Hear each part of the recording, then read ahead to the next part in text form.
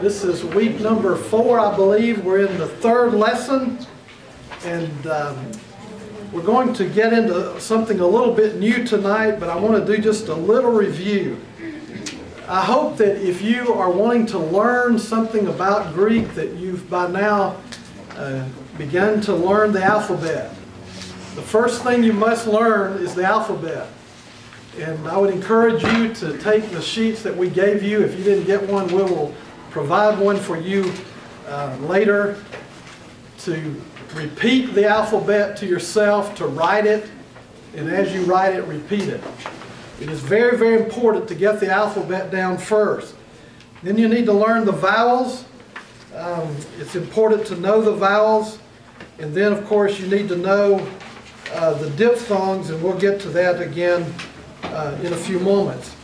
Let me say something about the vowels. There's some discussion about how the vowels are to be pronounced. I want to make a couple of things clear from the beginning. Number one, when you leave this class, when this class is over, whether it ends this quarter or whether we go another quarter, you probably will not be a Greek scholar.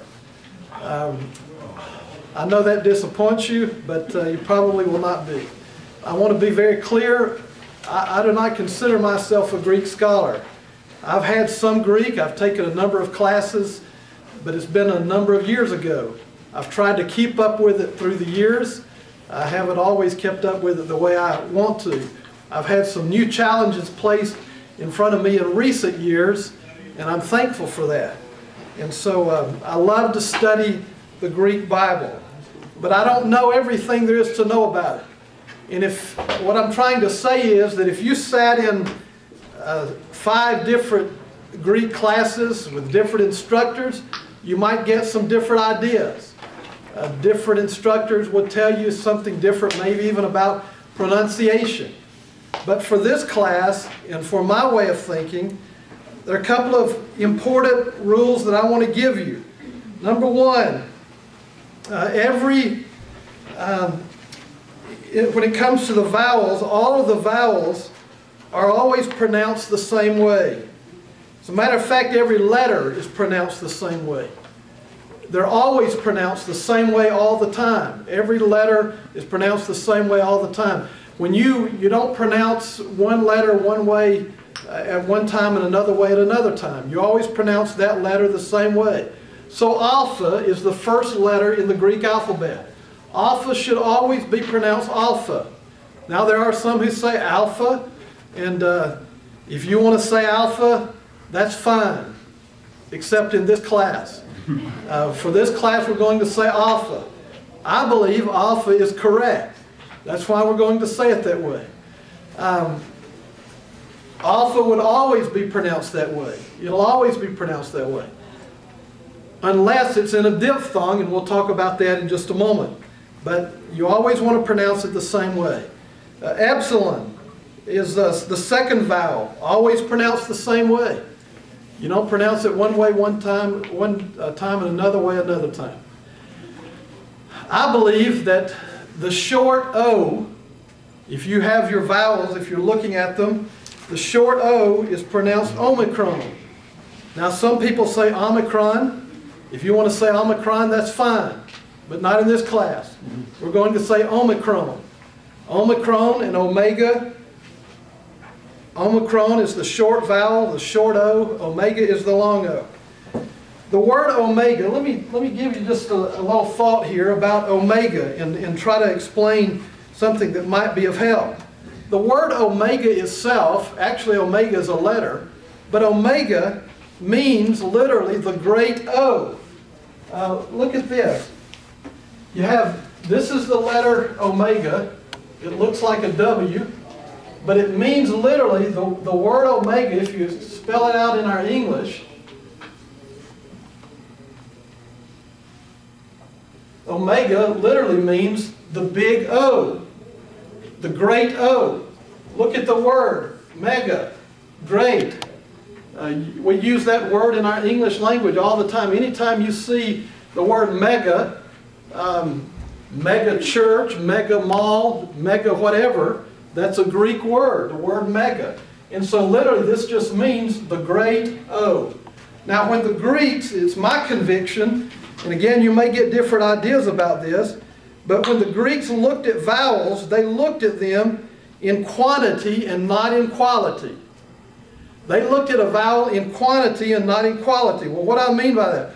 Well, when we look at a vowel, we look at it in quality. For instance, the letter A. You can pronounce A like father. You can pronounce it like apple. You can pronounce it like ape. There's 3 different ways you pronounce the letter A. Well, when the Greeks looked at it, they didn't look at it in quality. They looked at it in quantity. They didn't change the sound of the letter. It was more like the length of time rather than the shape. They just held it out longer. So when they came to omega, they said the great O. And so it just, it had more to do with quantity than quality. Does that make sense? Does that seem to explain? Are you saying they held it longer, our long O sound, when it was omega? They stayed with it longer than they would with an omicron? They looked at it that way. They didn't even necessarily say it longer, but they looked at it more. What I'm trying to say is they looked at it in quantity rather than in quality. They didn't change the sound that it made.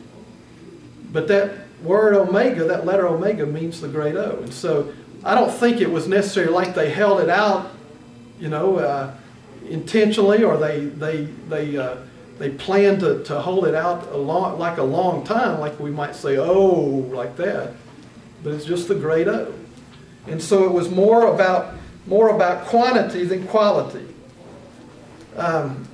Okay, so the letters always should be pronounced the same way, except in a diphthong. Now the diphthongs, as you know, and we went over this once, but let me review just a moment about the diphthongs.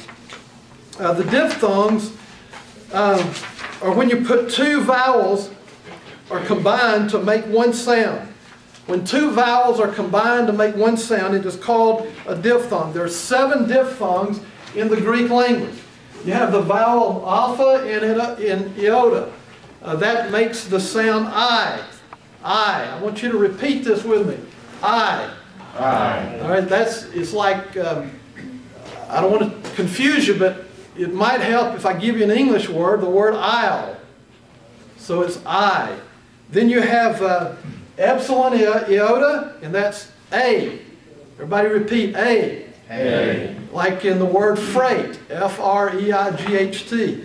Third is omicron iota, and it makes the sound oi. Everybody repeat oi. Oi. Like in oil. Then you have the next one is alpha upsilon, and alpha upsilon, and it makes the sound ow. Everybody say ow. Ow. Like in cow. Then you have epsilon upsilon, and it makes the sound u. This is a little difficult. U. Everybody say u. It's almost like, if I think of it in English, almost like feud, the word feud.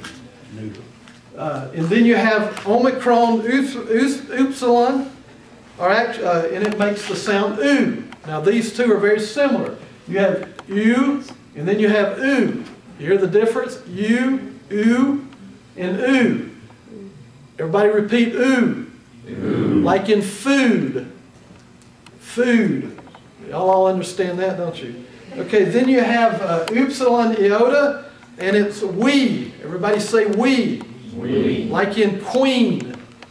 We. So these are the diphthongs. And this is really the only time that a vowel will change the way it's pronounced. It's when there are 2 vowels that are grouped together. They're called diphthongs, and they'll change the way they're pronounced then.